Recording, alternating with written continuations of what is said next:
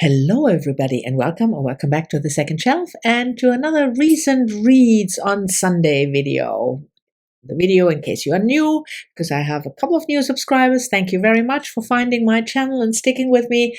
So twice a month on Sundays, I look back at what I recently read and what I'm currently reading. So this is the second recent reads of August, and I have 4 books finished from since last time that I want to talk to you about. I've also finished a couple of books in German and books for work work writing that I'm not yet ready to talk about, or I think they are not interesting. Anyway, I'm babbling. The books I want to talk to you about, the first one, because it was it is still Woman in Translation Month, so I tried to read translated fiction. And from the 4 that I want to talk to you about, 3 are translated fiction. So that's pretty good. The first one is this one, Tenderloin by Joy Sormont, a French writer, translated from the French by Lara Vergniaud. And I read this together with Joe Smith. We had read another of Sormont's work, a later work, but translated earlier. That's what you sometimes get when a translated work is successful, then the publisher will translate also an earlier work. And it's a slim little book by Restless Books, one of the independent small indie publishers. And it is about Pim. I always think it's Pierre because it's French, but it's Pim, which is for me such a non-French name. But anyway, so it's about young Pim, who is just in his late teens, early 20s when the book opens, and he decides that he wants to become a butcher. The book is set in France in present times, and he is really engaged in his work. He loves his work. He loves meat. He loves the artistry of carving meat properly. So that is the premise of the book. And then nothing really happens, I have to say. So my take on the book is that it's okay, it's not bad, but for me it just didn't go anywhere. I was expecting that Pim's life and the butchering of animals. No, he's not butchering animals. I mean, he's not killing them. So, but it was just. Yeah, it was really well written and translated. I mean, at least really well translated. I don't know how the French reads, but it's just, I mean, Pim becomes a butcher, and that's what this book is about. I mean, it is kind of anti-meat, but not with a finger-wagging, moralistic, you should not eat meat kind of thing. I mean, if you read this book, at least if you're like me, you read this book, you're not feeling very, inclined to have a steak afterwards, I have to say. But it's not bad, and it's, like I said, it's well written, but it just didn't really go anywhere. But I still feel that Joy Sormont is a writer that I'm interested in. The last book I read, also together with Joe, like I said, Life Sciences, I quite liked. So I might try something else. If something else is going to be translated into English, I might try something else at some time. And then I reread a book, and that is Yoko Ogawa, The Memory Police, translated from the Japanese by Stephen Snyder. I read this book a couple of years ago, and I really liked it, and I felt like rereading it for Women in Translation Month. So this is set on an unknown island in a not specified future where things disappear. physical things. So roses or boats or books or something. And people have only nobody knows why, and it almost seems as if somebody decides that stuff has to disappear. And people, when stuff has disappeared, people have only a very vague memory. They still know kind of what it was, but it's not, they don't grieve for it. It's just gone, except for a couple of people. They have still the very vivid memory of what was lost. And the memory police of the title, they are looking for those people and they hunt them down, they arrest them, and then they are gone as well. And you can only imagine what happens to them.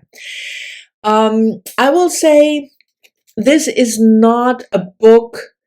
If you liked her previous work, The Housekeeper and the Professor, this is a completely different kind of book. So don't expect, because you loved The Housekeeper and the Professor, that you will love this one. If you are not into dystopian, this is not for you. If you are not into dystopian kind of weird, this is not for you. If you are not into the very quiet, unsettling atmosphere that Ogawa kind of presents to you, this is not a book for you. So I would say just try a couple of pages in the beginning and see whether it appeals to you. But I really like it because I like dystopian fiction. Speaking of which, the next one, also dystopian fiction in the subgenre climate fiction, I read, also reread for me, Maja Lunde, The Last Wild Horses, translated from the Norwegian by Diane Oatley. This is the third one in a quartet.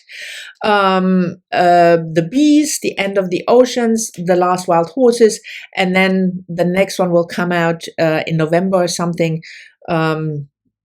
It has the word tree in the title, but that's all I know. Anyway, I read this together with Heidi from my reading life because she and Doris picked this book for the Book Naturalist Book Club. As you know, Doris and Heidi run this book club. They pick a book about nature, mostly nonfiction, but also some fiction each month, and they publish the list in the beginning of the year, and then you can read along. So for August, The Last Wild Horses was the pick. If you know Maja Lunde's work, you're not surprised when I tell you, again, the book happened in various timelines.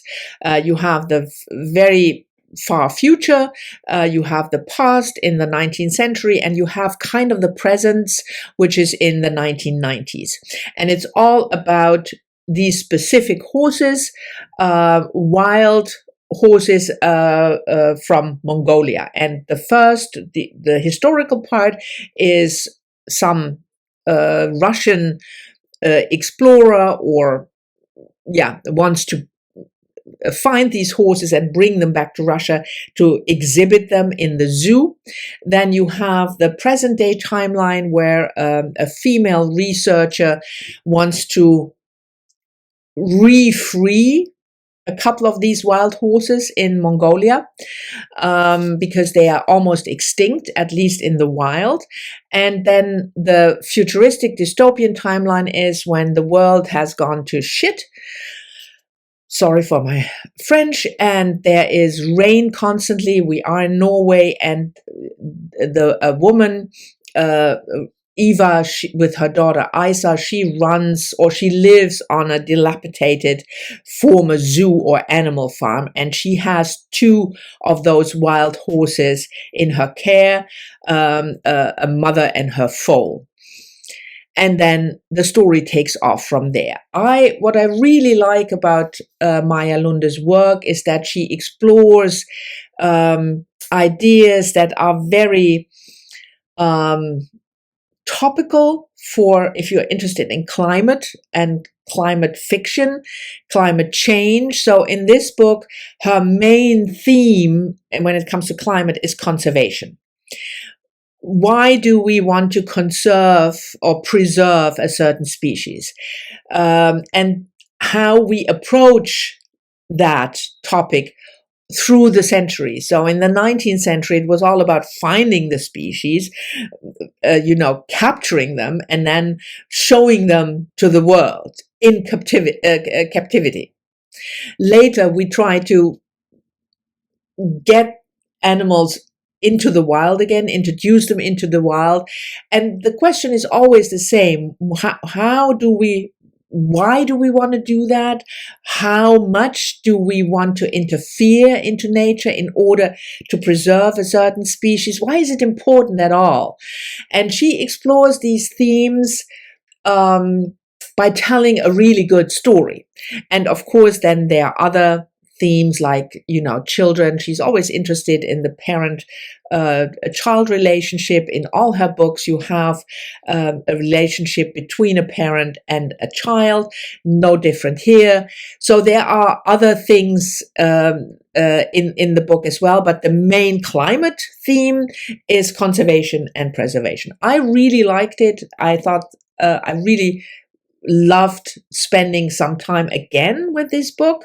The reread, even though I could remember the story for once, but it was still a really interesting book to reread because of the characters are nicely drawn. The pacing is very good. She tells a good story, and the topic is interesting. So I can certainly recommend this one. The quartet, now 3 books, they are not like in a series, but I would still suggest that you read them in order.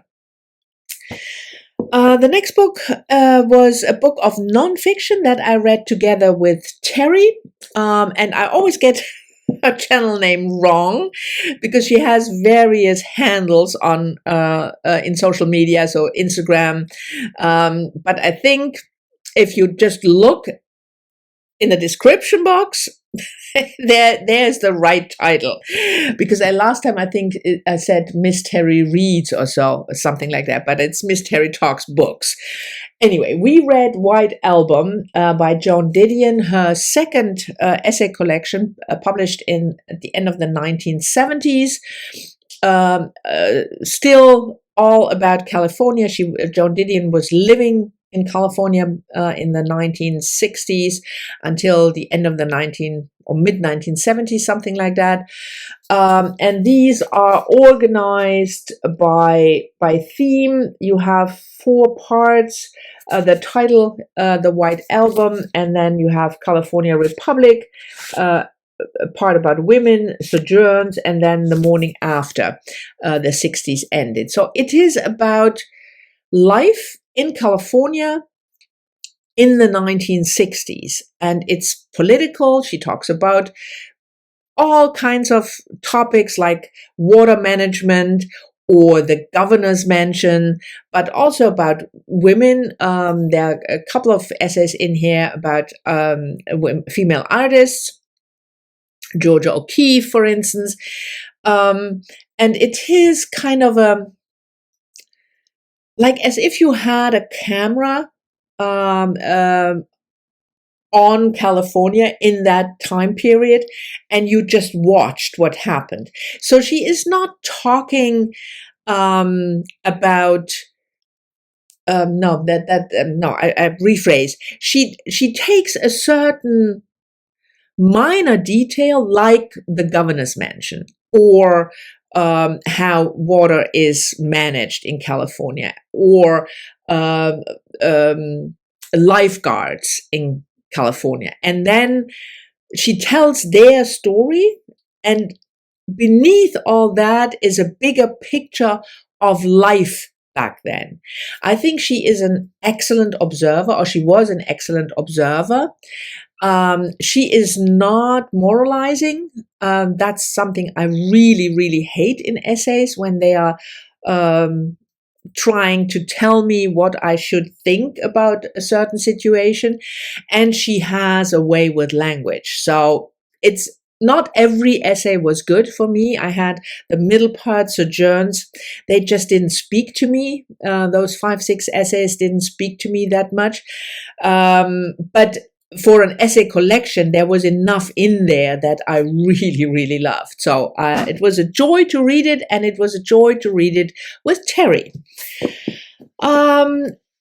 And then now I picked up 2 books. The first one is, I still have the female artist theme going. So I picked up, this one, Daybook by Anne Truitt.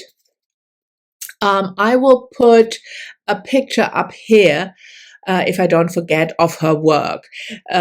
She died in, I think, early 21st century, not quite 100% sure, but this book is about the 1970s and 80s, and she was a visual artist. She made sculptures, very minimalistic sculptures, and this book is really the journal of an artist. So she talks about her life. She wants to record her life over the course of a year as an artist. I came to this because I really like her work. The very minimalistic sculptures, they speak to me for some reason. So I was interested in this, and this is also a book on my 1001 books by female authors I have to read before I die. So this is on the non-fiction list for that. So I started that, and this will be a slow read. I have always a book on the go that is, I read a couple of pages each day. So this will, I hope I will finish it by the end of the year. And the other one I picked up is the last book that I want to read for Women in Translation Month, and that is Violaine Huisman, the book of Mother, translated from the French by Leslie Camhi. And this was a debut novel a couple of years ago in which the author tries to come to terms with the relationship with her own mother, who suffered from mental illness. And this is a fictionalized story about a mother and her 2 daughters. I'm not wild normally about books dealing with mother-daughter relationships. It's not my thing, really. But somehow the way this book, it was on the long list for the Booker, and there were a couple of reviews that I thought it sounds still interesting. And then I read the first maybe 5 pages or something and liked it.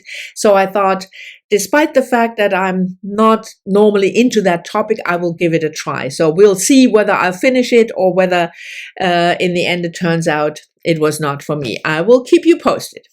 Anyway, these were my recent and current reads for this Sunday. I hope you've enjoyed it. Thank you very much for watching. As always, I'm looking forward to your comments, and I will speak to you all soon in the next one, next Sunday.